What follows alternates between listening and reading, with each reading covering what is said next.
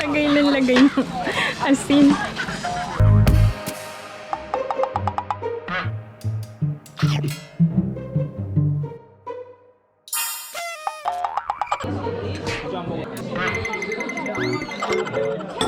Yung kahit gusto mong umaura ng umaura, hindi ka maka-aura kasi tagaktak yung pawis mo. Tapos silaw na silaw ka sa araw. Pag nag-picture ka, kahit gusto mo na tantalizing eyes, hindi eh. Nakaganon yung mata.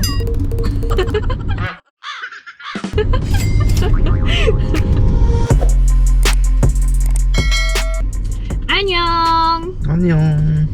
Hi everyone! Welcome back to my channel. This is Pinay Mom in South Korea. We are on our way to Gapyeong kasi magse-celebrate si Chagan Omoni ng 60th birthday niya. Makikiparty kami! Yay! Ang celebration nowadays ng 60th birthday hindi na traditional compared sa dating panahon. Para lang magkaroon kayo ng idea kung paano sineselebrate yung traditional, magpakita ako ng pictures. Yaan. Tapos ngayon, isi-share ko na sa inyo yung modern style ng celebration ng 60th birthday dito sa South Korea. And usually, yung iba nagta-travel na lang.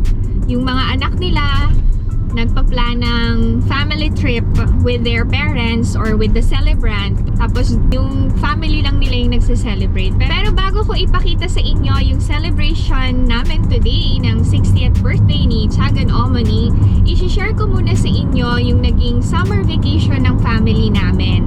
Information lang about sa South Korea.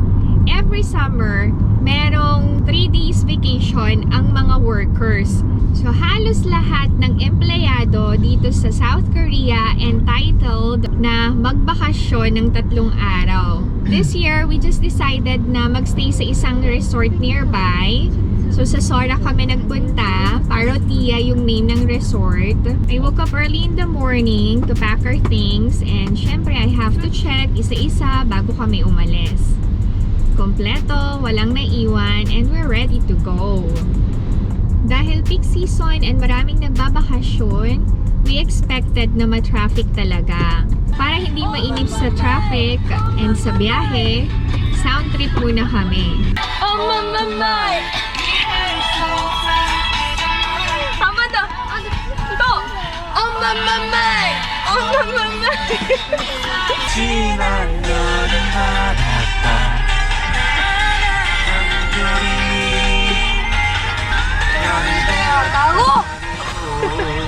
Siyempre, sa biyahe, hindi mawawala ang kulitan. Buti na lang si Ijun, part ng buhay namin. 아니 엄마는 왜 먹어 정말? 정말 이상하네. 나는 안 줘. 당신 잘 좀 해요 당신. 아 이거 본투 있어? 커플이야?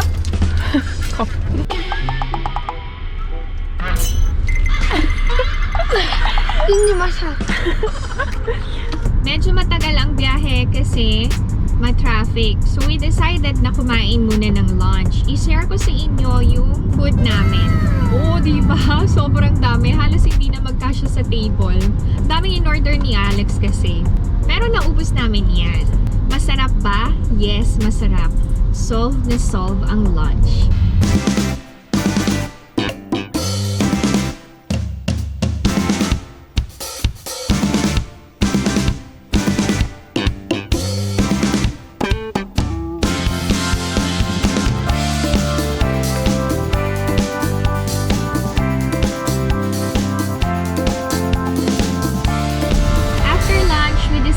Na puntahan yung isa sa pinakasikat na coffee shops dito sa South Korea.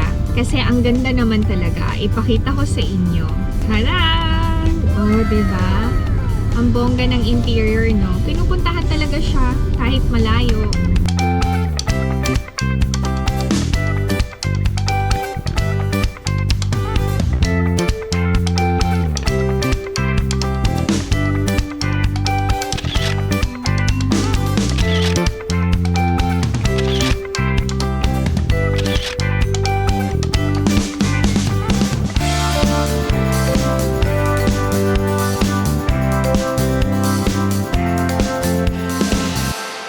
sobrang init ng araw na yan. As in. Tirik na tirik ang araw. Yung kahit gusto mong umaura ng umaura, hindi ka maka-aura kasi tagaktak yung pawis mo. Tapos silaw na silaw ka sa araw. Pag nag-picture ka, kahit gusto mo na tantalizing eyes, hindi eh. Nakaganon yung mata.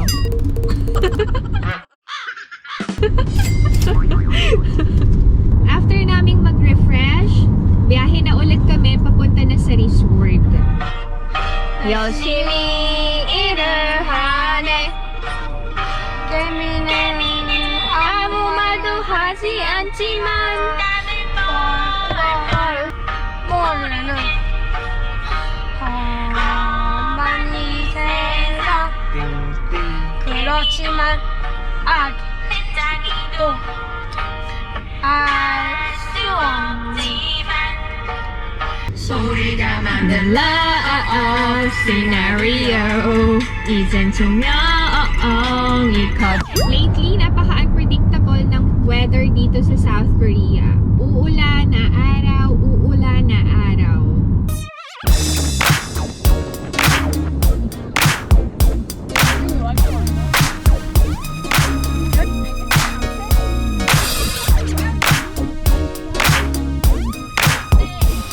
And we're already here at Parotia.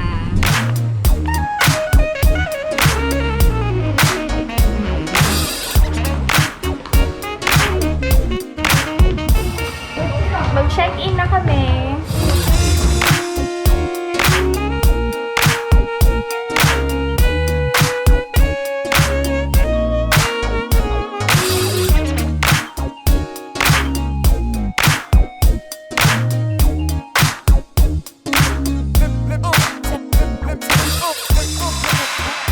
Isa lang ang pool. Yan. Tapos may barbecue area. Parang hindi napagod sa biyahe. Actually, wala na akong energy niyan eh kasi sa sobrang init. Pero para sa mga anak ko, sige lang, play lang tayo ng play.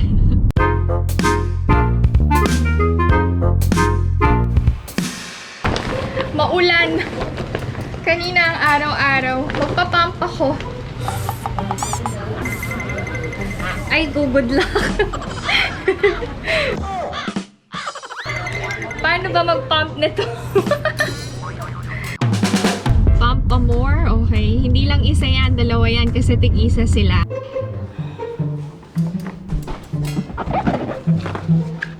umarwa Hindi malalim yung pool, may enjoy ng mga kids. And may enjoy din ng mga adults na marunong mag-swim and yung mga hindi rin marunong mag-swim kagaya ko.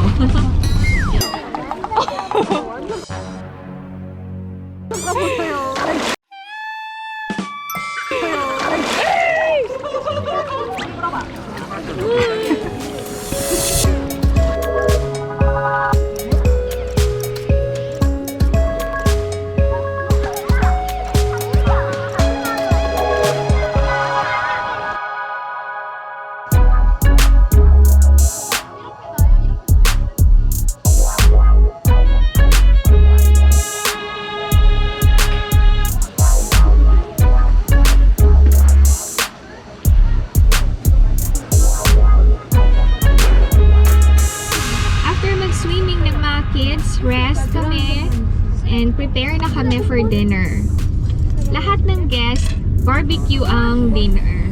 So we paid 45,000 won para sa grilling pan. Ang mahal din, no?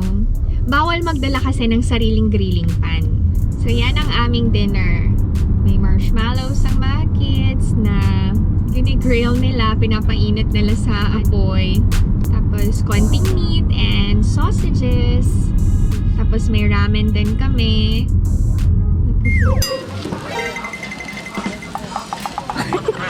Lagay ng lagay ng asin.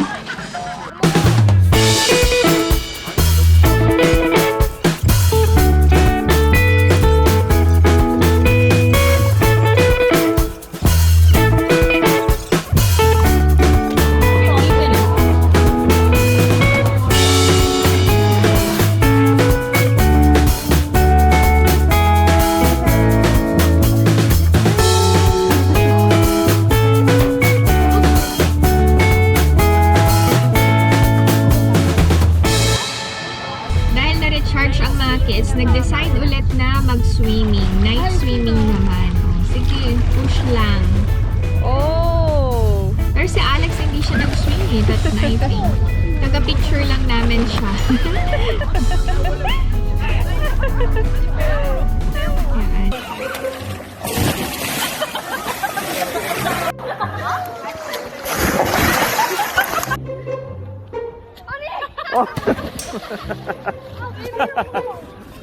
Yung pool is until 9 p.m. lang. So, after 9, tahimik na ang lahat. Malinis na din yung barbecue area. Kailangan na namin magstay sa room namin. And syempre, bawal mag-ingay. Para respeto din sa ibang mga guests. May baon kaming prutas. Mangoes from Philippines and yung shine muscat. Si Ina lang ang kumain ng mangga. Ako din pala yung buto. Favorite kasi ng daughter ko yung mangga. Hindi niya na natirahan si Alex. And then yung check-out is 11 a.m. Maagang nagising yung mga kids para mag-morning swimming. Sa umaga na nila nakabanding si Alex. Nag-swim naman saglit si Alex.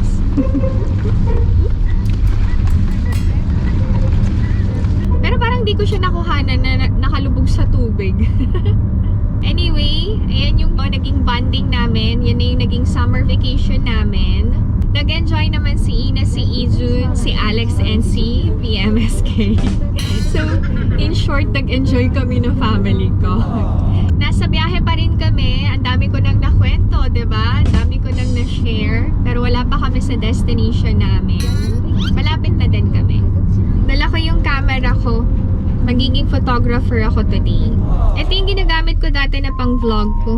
Kaya lang, abigat kasi. Gusto ko na mag-upgrade ng gamit ko. Kaya lang wala pa akong pambili. Pwede pa naman to. Hindi maganda yung panahon today. Dumaan muna kami sa farm kasi may oras pa. Si Abu Zain nagtatrabaho pa rin.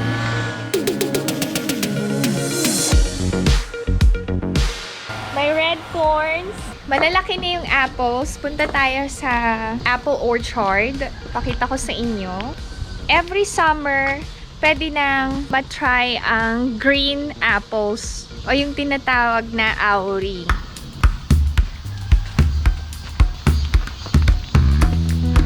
Update ko kayo sa apples. Malalaki na talaga sila. Yan. Medyo may red na, diba? Ito medyo mapula na din pala. Ito medyo maraming color red. Yan. Tapos, ito yung auri apples or yung green apples. Yan. Hindi talaga siya kulay pula. Green talaga siyang kinakain. Yung auri apples ang unang pinipik dito sa farm and binibenta. Ang dami, no? Maglakad-lakad lang tayo. Mga gustong mag-apple picking ng auri apples, open na ang farm for apple picking. 1, 2, 3. Pinakita ko lang talaga sa inyo yung apples dito sa farm ngayon para ma-update din kayo. We have to go now. A-attend na kami ng party. And importante din kasi na mag-greet muna kami sa mga in-laws ko bago kami pumunta sa party. Kaya dumaan kami dito sa farm. Let's go! Walnut. Sa autumn to malalaglag. Punta na kami ngayon sa restaurant. Sila Abu G nasa likod. Convoy kami.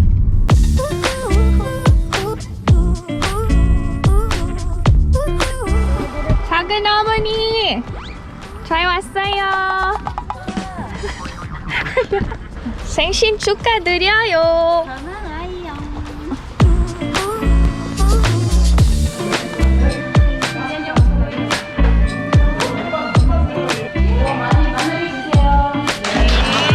생신 축하드려요!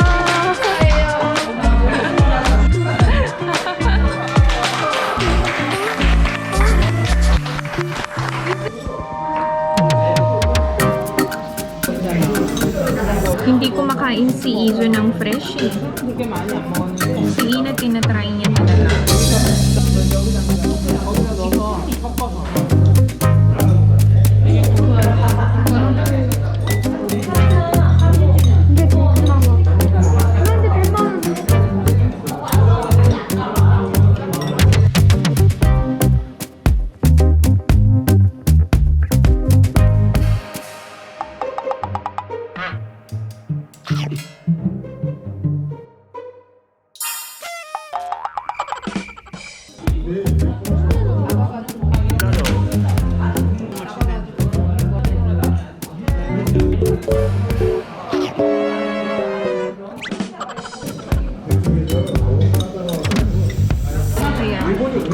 May pagkain na si Ijun. May pritong isda.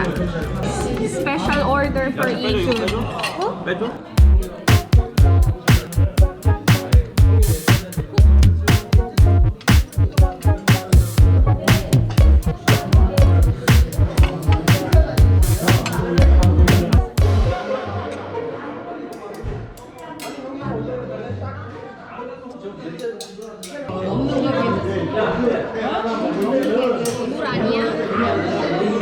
Cider.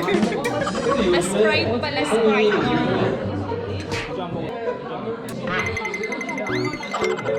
Pokemon!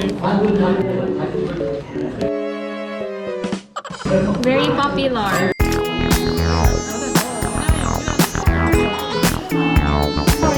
Busog na kagagawa.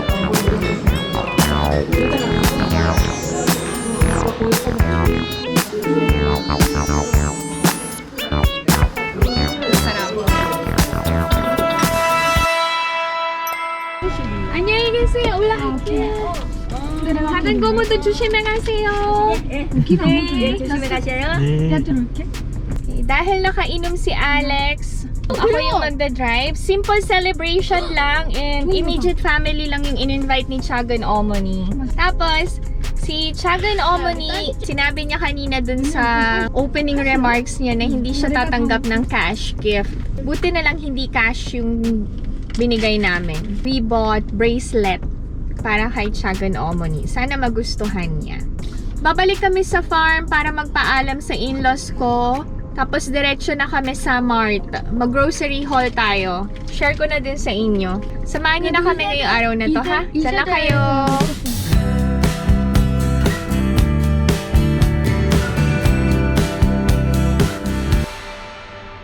Pauwi na kami. Nagpadala si Omoni sa amin ng green apples and pickles. Hindi talaga kami pinapauwi ni Omoni nang walang bit-bit galing sa farm. Thank you, Lord, sa blessing.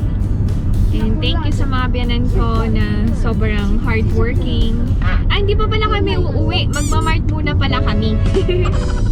Sobrang busog, inaantok tuloy ako.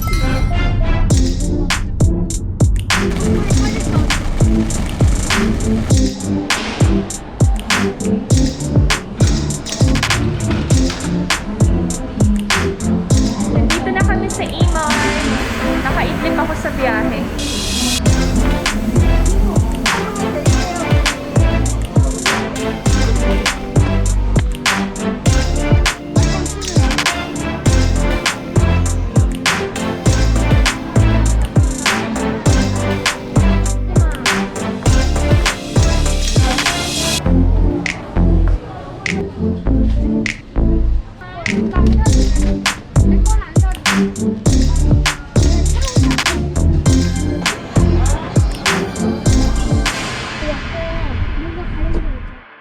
We are already home. I-share ko lang sa inyo yung apples na nauwi namin from the farm. So, ito yon. Tapos may pickles din. Hindi ko na ipakita. Homemade. Si Omoni yung gumawa. I-share ko na din pala sa inyo. Yan. And then, yung grocery haul. Pokemon pizza. Ewan ko ba, very popular ang Pokemon ngayon dito sa Korea. Hindi ko alam kung sa Philippines din. Yan. Gorgonzola pizza, 4 slices. Tapos meron ng free na sticker sa loob. Kay Ijun. Pawis na pawis. And then, ito yung Kim. 1+1. And then, yung morning bun. Cream cheese pasta sauce and tomato sauce. Naka-sale. Tapos, bacon and mushroom cream pasta sauce, Nutella, brown sugar, bibimyeon. Kung napanood nyo yung In the Soup ng BTS, si Jungkook, favorite to. May way siya ng pag-squeeze out ng sauce. Yan, kit lang. Favorite to ni Alex. Tapos, yogurt. Yung tinatawag na gobong, grape to. Korean grapes. Okay, and then yung tinatawag na Korean honey buns. Yan. Or yung hot dog. Cookie and cream almond. Banana milk na favorite ni Ijun. Korean cheese sausage na madalas kinakain sa K-dramas. Ito, free lang tong zipper bag. Korean fish cake. Cream cheese crab meat. Yan. Snack ng mga bata. Toblerone. 2. Choco milk para kay Ina. Bacon. Pocket cheese na favorite ng mga kids. Jelly. Parang ice candy na dito. Masarap to pag nilalagay sa freezer. Tapos, udong. This one is new. Gusto naming itry ng mga bata. Yung top pop na tinatawag. So, ready to eat na siya. 3. Different flavors na. Tapos, sliced ham. Gagamitin ko kapag nag-fried rice ako. Chocolate para sa akin. 2 to binili ko. Okay, yung isa kinakain na pala ni Ina. Choco Haim, Choco Hazelnut, and White Hazelnut. Okay, ready to mix na pancake mix. Yan. 2 boxes. Okay. Spam. Tapos yung energy bar. Yan.